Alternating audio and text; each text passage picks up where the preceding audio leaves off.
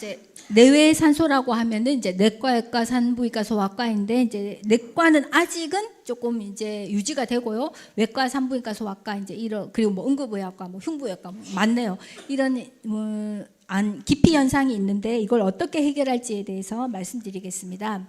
그래서 왜 이런 일이 생겼냐? 그럼 해결 방안이 뭐냐? 이게 다 근본적인 거가 있고 부수적인 거가 있거든요. 이제 그런 식으로 말씀을 드리겠습니다. 아까 제가 말씀드린 것처럼 의료보장의 개념이 모든 국민에게 기본권 의료를 비용 부담 없이 공적 재정으로 이렇게 말씀을 드렸는데요. 이 기본권 의료라는 거의 개념이 중요합니다. 기본권 의료는 필수 의료고요. 이게 바로 건강보험 의료입니다. 최근에 뭐 소아과, 외과, 산부인과 이런 거를 필수 의료라고 말을 하고 있는데 보건복지부가 공부를 안 해서 그래요. 건강보험이 제공하는 모든 것은 기본권 의료이고 필수 의료입니다. 그런데 지금 최근에 문제가 되고 있는 뭐 산부인과, 소아과, 뭐 외과, 흉부외과, 응급의학과 이런 거는 취약 의료라고 해요. 그러니까 이게 용어를 제대로 쓰는 것이 굉장히 중요합니다. 왜냐하면 용어의 개념이 잡혀 있기 때문에 그래요. 그래서 환자 입장에서는 비용 부담이 없어야 되지만은 이게 공급자 입장에서는 원가가 보장돼야 된다. 그 말씀을 제가 드렸습니다. 그러면 왜 특정과를 기피하느냐? 일단 전공의 정원, 그러니까 의대 정원이 요즘 몇 명이다 이게 다 아시죠? 하도 언론에서 많이 나와서 아시는데 전공의 정원은 3,500명이에요. 전공의 정원은 3,500명인데 이게 의대 정원은 3,000명이에요. 그러니까 한 500명 정도 차이가 나죠. 그러니까 이게 뭐냐면은 의대 졸업생보다 이게 인턴 레지던트로 필요한 숫자가 훨씬 많은 거예요. 예를 들면 이제 저가 이제 의대로 졸업했을 때는 갈 수 있는 병원이 많지가 않았어요. 그러니까 이게 내가 지원할 수 있는 병원이 많지 않아서 어떻게든 다 들어가서 다 채워졌어요. 그런데 지금은 학생 수보다 전공의를 원하는 수가 더 많기 때문에 내가 굳이 힘든 뭐 외과나 이런 거 안 해도 그냥 저기 다른 병원에 가서 편원과를 할 수 있는 거예요. 그러니까 편원과를 안 가겠죠. 이렇게 숫자 자체가 안 맞는다는 문제가 있고, 그 왜 이렇게 됐냐? 우리가 병상 수가 OECD 최고입니다. 최고로 많아요. 병상 수가 많으면 의료 인력이 많이 필요하겠죠. 근데 수가가 낮다 그랬잖아요. 이 수가의 원가를 보장하지 않는다 그랬잖아요. 그 말은 이게 의사나 간호사를 채용은 했는데 월급을 줄 수가 없는 거예요. 그럼 어떻게든 인건비를 줄여야 되잖아요. 그러니까 전문의를 안 뽑고 전공의를 뽑아서 싸겠습니다. 그리고 간호사를 충분히 뽑지 않고 정말 딱 필요한 만큼만 뽑아가지고 엄청 굴려요. 그러니까 이제 사람들이 다 이제 힘들어하는 거죠. 이런 문제가 있고, 그 다음에 이제 또 다른 문제는 지금 이제 지원하는 전공의도 문제인데 이미 나와 있는 전문의도 문제예요. 그러니까 이미 소아과 선생님, 산부인과 선생님, 외과 선생님이 없는 게 아니라요. 이분들이 건강보험 진료를 안 해요. 뭐 비만 치료 이런 거 하고 있어요. 제가 아는 엄청 훌륭하신 흉부외과 교수님도 그분 심장 수술 하시던 분인데 지금 비만 치료하세요. 근데 너무너무 좋대요. 왜냐? 내가 밤새서 환자를 이게 심장 수술을 했는데 환자가 조금만 잘못하면 다 물어내래 막. 의료 사고 났다며. 근데 비만 치료가 실패하면 환자가 의지가 없어서 그런 거래요. 불만이 없대요, 환자들이. 그냥 원장님 제가 좀 게을러서 이게 좀 잘 안 되나 봅니다. 이렇게 생각을 한다는 거예요. 그러니까 흉부외과 선생님들이 내가 잠 안 자고 환자를 수술하고 싶겠습니까? 맨날 요거도 먹고 법원에 가야 되고 이런데 그냥 마음 편하게 비만 치료를 하겠지. 이제 이런 식으로 기존 전문의가 이탈하고 있는데 그거는 이제 수가가 낮은 것도 있고, 특히 소아과나 상과인 경우에는 환자 자체가 감소했죠. 그러니까 우리가 수가가 낮았기 때문에 박리담회라고 들어보셨죠? 그러니까 이게 그러니까 환자가 많아야 되는 거예요. 그러니까 이문이 거의 없으니까 진료량을 늘려서 이걸 어느 정도 맞춘 거예요. 근데 인구가 줄었어. 특히 애를 안 낳고 애가 없다 보니 이런 산부인과나 이제 소아과가 직격탄을 맞는 거죠. 그리고 비급여를 할 수 없기 때문에 이게 그 인건비를 줄 수 없는 걸 보충을 못 하는 거예요. 그러니까 다른 과는 예를 들어서 뭐 비급여를 좀 할 수 있는, 예를 들어 영상의학과 이런 거는 뭐 거의 비급여 아직 많이 있기 때문에 보충이 되는데 이런 과들은 비급여를 할 게 없는 거예요. 그러니까는 이제 하기가 힘들죠. 운영이 어렵습니다. 그리고 아까 제가 말씀드린 것처럼 과도한 법적 부담, 특히 이제 외과계 이제 이런 것 때문에 나를 보호하기 위해서는 그 의료 행위를 안 하는 것 외에는 의사가 스스로를 보호할 수 있는 안전장치가 하나도 없습니다. 우리나라에는. 그러니까 결국은 환자들이 이제 피해를 받게 되겠죠. 그리고 진상보호자가 실제로 있습니다. 그래서 이제 이런 이제 문제들이 합쳐져서 내가 소아과 전문인데, 내가 산부인과 전문인데, 흉부외과 전문인데, 난 더 이상 이 진료를 하지 않겠어. 이렇게 이제 되고 있다는 거죠. 그리고 또 세대 교체의 영향이 있는데, 여기 지금 청년들이 굉장히 많이 있으신데, 이 새로운 세대는 그러니까 배고프지 않은 세대예요. 헝그리 정신이 없어요. 그리고 삶의 질을 되게 중요하게 생각합니다. 그리고 실질적으로 법도 지금 전공의가 80시간 이상 근무하지 못하게 최대 88시간 이렇게 정했는데요. 여러분들이 생각하시면 아니 인간이 일주일에 88시간을 일하고 살 수 있나? 이렇게 생각하시지만 옛날에는 거의 뭐 하루에 2-3시간 자고 이렇게 좀비처럼 돌아다녔거든요. 근데 이제 그걸 법으로 막은 거예요. 그렇다 보니 이제 전공의들도 이게 익숙해져서 이제 좀 편하게 살고 싶어 하는 거죠. 그리고 사실 이게 잘 살아지면서 그렇게 되는 거를 탓을 할 수는 없는 것 같아요. 나는 고생했지만 내 자식들은 편하게 살기를 원하잖아요. 그죠? 이제 그런 것처럼 이건 피할 수는 없다. 그리고 의사 수가 부족하다. 이거는 이제 절대적인 숫자의 부족과 이게 실질적인 부족 이렇게 좀 나누어서 생각을 할 수 있습니다. 예, 미리 밝혀드리면 저는 의대 입학 정원 늘리는 거를 반대하지는 않습니다. 근데 조금 늘릴 필요가 있다고 생각을 해요. 근데 지금처럼 문제를 그대로 놔두고 늘리면은 오히려 문제가 더 악화되고 그 책임은 다 여러분들 돈으로 메꿔야 됩니다. 그래서 이제 이게 그 순서와 절차가 잘못됐다고 이제 생각을 합니다. 그러면은 이제 지금 약간 자세하게 말씀을 드리면은요. 이게 인구 1000명당 의사 수를 보면 OECD 국가에서 이 빨간 거가 OECD 평균이고 요게 우리나라예요. 그러니까 OECD 평균보다 의사 수가 모자라는 거는 맞습니다. 그런데 이게 2000년부터 2019년까지 20년 동안 추이를 본 건데요. 20년 동안 추이를 보면은 이게 증가했죠. 이제 의사 수가 증가했는데 우리나라는 엄청 많이 2배가 증가했어요. 2배 20년 동안 2배가 증가했고 이렇게 많이 증가한 나라는 뭐 여기 있죠. 중국, 콜롬비아 이런 나라들입니다. 그 외에는 증가하더라도 이렇게 2배씩이나 증가하지는 않았다는 거예요. 그리고 반면에 의사 수 되게 많은 나라이죠. 기억하세요. 그리스, 오스트리아, 포르투갈, 노르웨이 이런 나라는 OECD 평균보다 의사 되게 많습니다. 그러면 이 나라 국민들은 의사를 엄청 자주 만날까요? 그렇지가 않습니다. 이게 이제 의사 1인당 연간 이제 진료 횟수인데 우리나라가 압도적으로 그러니까 OECD 평균의 3.3배를 봅니다. 이렇게 봐야 직원 월급을 줄 수 있는 거예요. 간호사 월급이 나오는 거예요. 이렇게 하지 않으면 굴러가지가 않는 거예요. 근데 이 아까 제가 말씀드렸던 그 의사 수 많은 나라들 있잖아요. 이런 나라들은 의사들이 별로 일 안 합니다.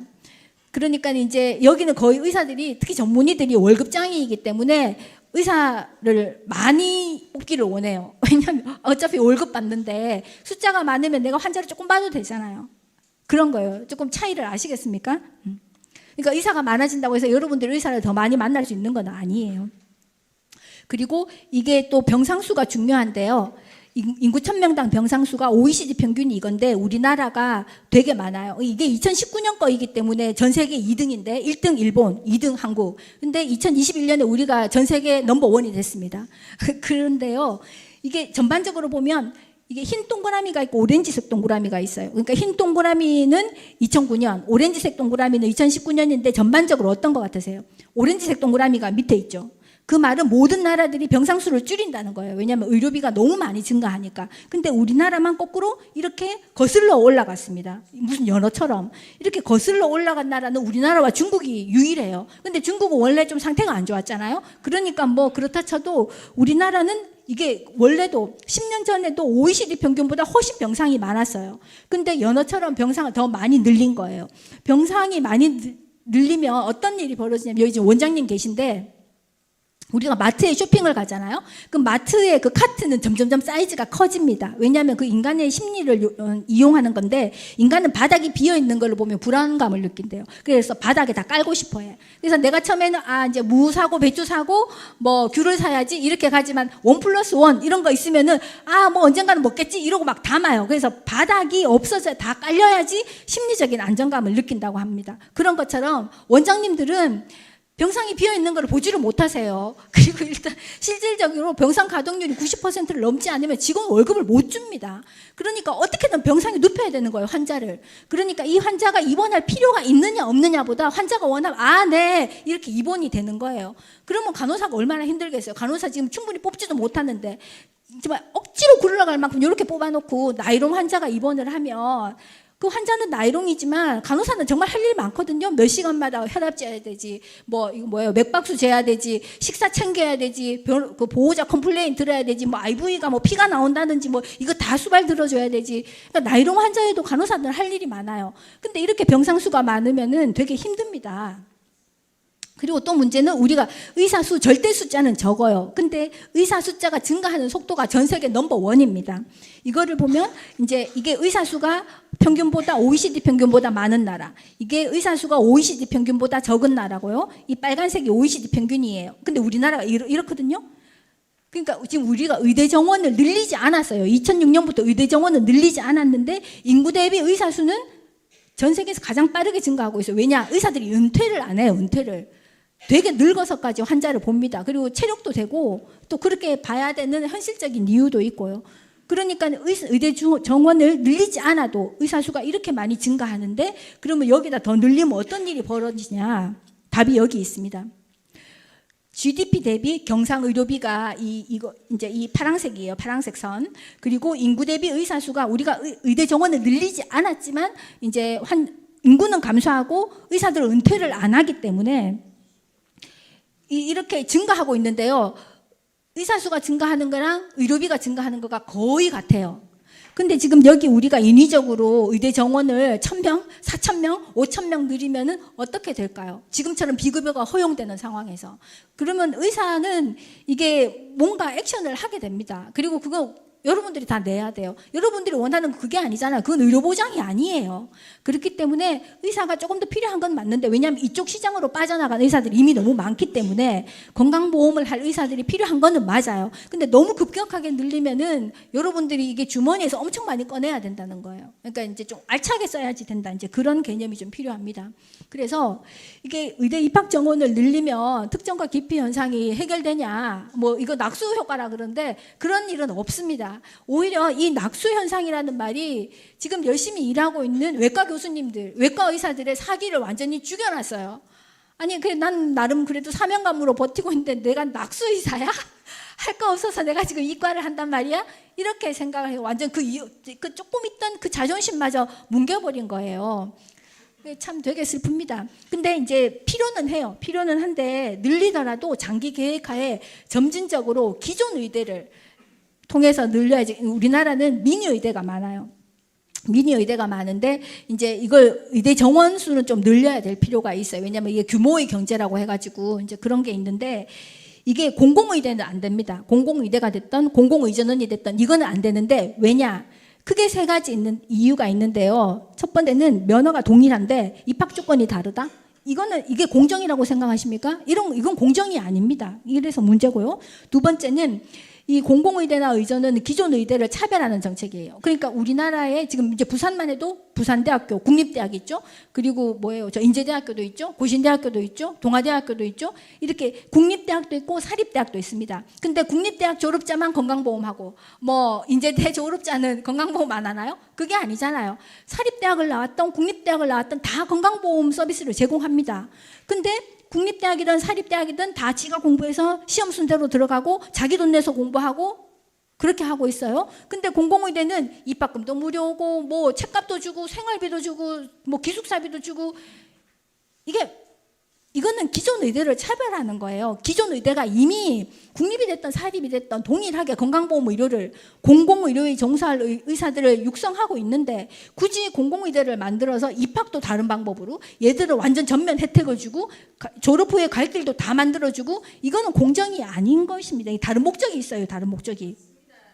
그리고 만약 이게 공공의대를 하겠다면요. 공공의대 졸업자는 건강보험만 해.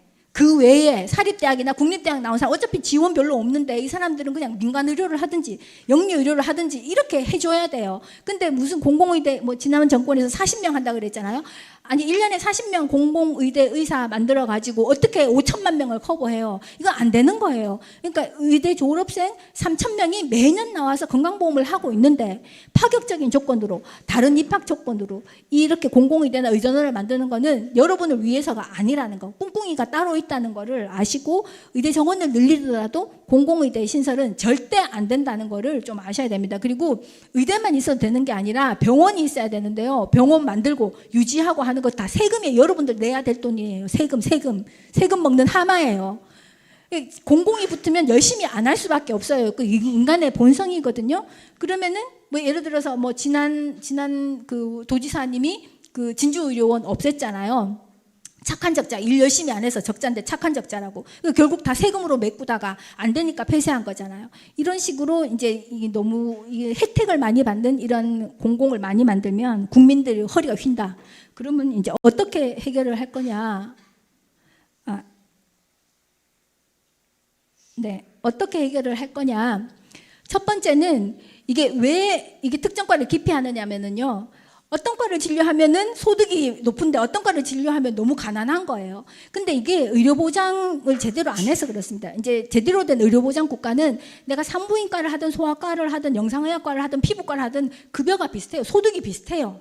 다만 뭐 내가 당직을 하거나 이러면은 약간의 수당은 더 있겠지만 기본적으로 무슨 진료과를 하든지 급여 수준의 소득 수준의 차이가 없습니다. 그러니까 자기 좋아하는 거를 하는 거예요. 근데 우리는 무슨 과를 하느냐에 따라 비급여 진료가 많은 과를 하느냐 그렇지 않은 과를 하느냐에 따라서 소득이 서너 배가 차이가 납니다. 그러면 아니 저 인간이랑 나랑 같이 의대를 졸업했고 저 인간은 학교 다닐 때 나보다 더 공부 더 못했는데 말이지. 나는 지금 열심히 수술하면서 이렇게 뺑이를 치고 있는데 저 인간은 워라밸을 누리고 있네. 이러면 이제 의사도 인간인데 이제 그거를 견디지를 못하는 거죠. 그래서 이 진료과별 소득 격차를 없애야 되고요. 이거를 하려면은 원가가 보장되어야 되는 거죠. 그러니까 건강보험 진료를 해서 인건비가 나오면 그러면은 이게 모든 과를 하든 무슨 과를 하든 거기에 합당하게 그 인건비가 나올 정도로 수가를 책정을 해줘야 되는 거예요. 그래야 무슨 과를 지원하든지 이게 소득의 차이가 별로 없어지게 되는 겁니다.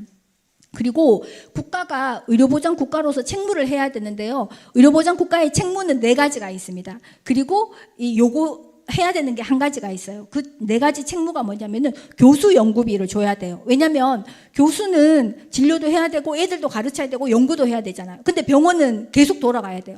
그러면 교수가 애들을 가르치는 동안 논문을 쓰는 동안 환자는 누가 봐요? 그러니까 누가 대신 환자를 봐줘야지. 그러니까 그 교수가 애들을 가르치는 동안 환자를 볼 의사를 뽑을 수 있도록 그 인건비를 줘야지 되는 거예요. 그걸 연구비라는 명목으로 줘서 교수를 채용하는데 병원장님이 부담을 느끼지 않도록 만들어줘야 됩니다. 그죠? 그리고 전공의 수련 비용을 지원해야 돼요. 이 수련 보조 수당이 아니라 인건비를 줘야 됩니다. 왜냐? 이 지금 전공의들이 나와서 공공의료를 할 거잖아. 건강보험 의료를 할 거잖아요. 국가 사업을 대신해 주는 거예요. 그러니 당연히 지원을 해줘야죠. 국가의 일을 대신할 건데 이런 개념이 있고요. 그리고 수련병원에 대해서 면세 혜택을 줘야 됩니다. 의료보장은 영리를 인정하지 않아요. 근데 세금을 내라고 하면 무슨 돈으로 세금 내요? 내가 꼬불 쳐둔 돈이 있어야 세금을 낼 수 있잖아요. 어떻게 돈을 꼬불 쳐? 그러니까 직원을 적게 뽑든지 돈을 벌든지 이렇게 뭔가 영리를 추구하지 않으면 세금을 낼 수 없는 거예요. 그렇기 때문에 이런 이제 그 의료보장에 참여하는 공공병원 그리고 건강보험 의료를 제공하는 병원은 세금을 다 면제를 해줘야 되고 자본비용 예를 들어서 건물을 하나 더 짓는다. 우리 지역에 MRI가 필요해서 MRI를 한 3, 40억 하는데 그거를 산다. 이러면은 병원이 지금 이제 부산대병원은 대충 좀 지원이 있지만은 뭐 백병원은 자기 돈으로 사야 되거든요. 그 어떻게 30억을 모아요? 쥐어 짜야지. 아니면 비급여 진료를 많이 하든지. 그러면은 결국은 환자들에게 이제 더 이렇게 부담을 시킬 수밖에 없는 거예요. 그래서 의료보장 국가에서는 영리 추구를 인정하지 않는 대신 원가를 보장해 줍니다. 그 원가는 운영비예요. 재료비와 운영비. 운영비는 의사와 간호사의 행정직원의 인건비입니다. 이거를 주고 대신 그 대신 너가 목돈이 필요한 거는 정부가 해줄게. 그래서 정부가 의료 장비를 많이 사지 못하도록 그 다 정부에서 내야 되는 돈이니까 우리나라가 MRI가 전 세계에서 3번째가 4번째로 많아요. 그만큼 많이 샀으니까 많이 찍어야 되잖아요. 여러분들이 다 비급여로 내야 돼. 그러니까 이게 말이 안 되는 겁니다. 그래서 의료보장 국가의 책무 이거 4개를 하고 그 다음에 의료기관에게 의사에게 품질을 요구해야 돼요. 너가 품질을 이 정도는 맞춰야 돼. 이 품질이 도달하지 않으면 너는 건강보험 제공 못해. 너는 아웃이야. 네가 뭐 죽든지 살든지 알아서 해. 이렇게 해야지 됩니다. 근데 지금 한 개도 안 하고 있어요. 그리고 이거 제가 아까 말씀드렸는데 최소한의 법적 장치가 필요하다는 거예요. 그러니까 우리는 지금 민사와 형사를 같이 걸고 있는데요. 의료 사고가 생겼을 때 왜 그렇게 하냐고 물었더니 형사를 같이 걸어야 민사 보상금이 배상금이 늘어난대요. 그래서 이제 그 돈을 많이 받기 위해서 형사를 같이 건다고 하더라고요. 근데 이게 법적으로 보면 의사는 의료 행위를 할 때 경과에 대한 책무는 있지만 결과에 대한 책무는 없습니다. 이게 뭐냐면은요. 환자가 의사한테 진료를 받으러 갔어요. 그러면은 의사가 그 낫게 하기 위해서 최선을 다하지만 책임지고 고쳐주세요 이거 아니잖아요. 책임지고 고칠 건 돈을 많이 내야지. 그게 아니잖아요. 그죠? 그래서 의사가 성실하게 경과에 대해서 최선을 다해서 성실해야 되는 의무는 있지만 반드시 100% 낫게 할 의무는 없어요. 낫게 하기 위해서 노력은 해야 되지만. 근데 그 와중에서 의료사고가 생겼을 때 과실이 하나도 없거나 매우 경미한 경우에는 보험자가 이거를 해줘야 됩니다. 보험자가 보상을 해주고 대신 그 보험자가 그 의사에게 구상권을 청구를 할 수 있어요. 어떤 의사는 예를 들어서 이 A라는 의사가 수술을 10건 하고 B라는 의사가 수술을 10건 했는데 이 A라는 의사는 수술 10개 해도 사고가 별로 안 생겨. 환자들이 다 경과가 좋아. 근데 이 B라는 의사는 10건을 수술하면 5건이 뭔가 문제가 생겨. 그러면 내가 보험자 입장에서는 이 의사가 좋겠어요? 이 의사가 좋겠어요? 이 의사가 좋죠. 그래서 이거 건강보험 계약제라는 거는요. 나는 이 의사랑 계약할 거야. 너랑은 계약하지 않을래. 네가 뭐 택시 운전을 하든 택시 운전사를 비하하는 건 아니에요. 네가 네가 알아서 넌 의사 하지 마. 너는 너무 이거 손해야 손해. 이런 식으로 이 퀄리티 컨트롤을 해야지 됩니다. 근데 우리는 건강보험 당연지정제를 하고 있는데요. 이거는 실력 없는 의사를 보호해 주는 거예요. 왜냐하면 우리나라는 행위별수까지를 하고 있기 때문에 어떤 의료 행위를 하기만 하면 낫게 하든지 뭐 병이 더 생기게 하든지 상관없이 돈을 줘요. 그러면 이게 의사들이 열심히 하지 않는 의사도 도태가 안 되는 거예요. 그러면 국민들이 피해를 받는 거죠. 그래서 계약제가 필요합니다. 그래서 요양기관 계약제를 하고 건강보험에 들어오는 사람은 보호를 해주고요. 너가 일부러 그런 게 아니면은 형사는 걸면 안 돼요. 근데 이 건강보험에 들어오지 않는 의사들은 네가 돈을 꾸든지 대출을 받든지 네 돈을 하든지 네가 병원을 내서 사고가 생기면 네가 다 책임져. 이런 식으로 나누어야지 이게 제대로 굴러가는 겁니다. 좀 생소한 개념이지만은 좀 이해가 되십니까? 그리고 이 공단이 배상을 할 때 공단은 그렇게 말해요. 그 위험수당을 수가에 녹여줬잖아. 근데 그거 필요 없이 공단이 다 그 돈 끌어안고 있다가 직접 보상을 하라고. 그게 말이 되는지. 그리고 공단이 보상할 때는요, 최저임금을 가지고 보상합니다. 최저임금. 그러면 거기에 불복하는 사람은 민사소송은 할 수 있어요. 그러나 형사소송은 성립하지 않습니다. 왜냐하면 형사소송의 성립 요건은 내가 어떤 의료행위를 하거나 하지 않았을 때 환자에게 어떤 결과가 생기는지 알면서 일부러 하거나 하지 않았을 때 그거는 고의가 있기 때문에 형사 책임을 물어야 돼요. 근데 내가 열심히 했는데 어떻게 하다 보니 이렇게 됐다. 이거는 형사는 걸면 안 되는 거예요. 그러면 결국 그 의사는 다시는 안 하겠죠.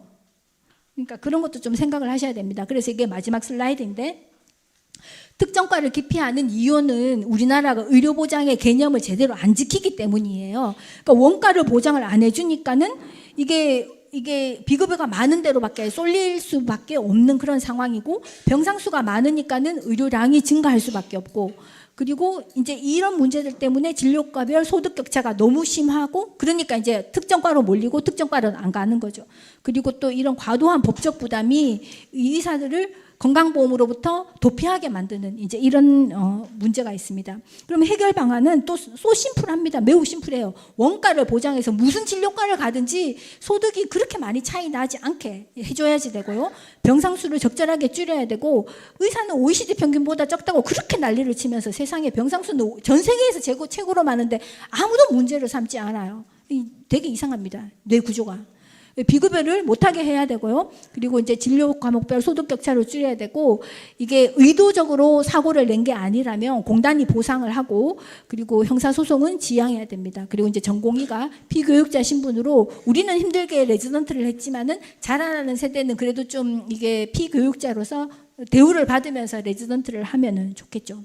네. 제가 준비한 거는 이제 여기까지입니다.